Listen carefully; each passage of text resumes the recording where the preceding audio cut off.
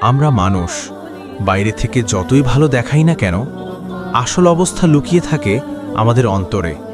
এই কারণেই এক গভীর দোয়া শেখানো হয়েছে। হে আল্লাহ, তুমি আমার হৃদয়কে কপটতা থেকে, আমার আমলকে লৌকিকতা থেকে, আমার জাবানকে মিথ্যা থেকে এবং আমার চক্ষুকে খেয়ানত কুদৃষ্টি থেকে পবিত্র করো।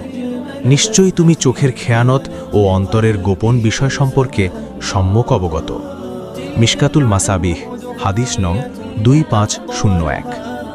মুনাফিকই আমাদের ঈমান নষ্ট করে, রিয়া আমাদের আমলকে শূন্য করে দেয়, মিথ্যা আমাদের সম্মান ধ্বংস করে, আর কুদৃষ্টি হৃদয়কে কালো করে ফেলে। কিন্তু আল্লাহ সব দেখেন, চোখের লোকানো দৃষ্টি, মনের গোপন নিয়ত সবই তার জানা। তাই আসুন প্রতিদিন এই দোয়াটি পড়ি, নিজেকে পরিশুদ্ধ করি, বাহ্যিক নয় অন্তরকে সুন্দর করি।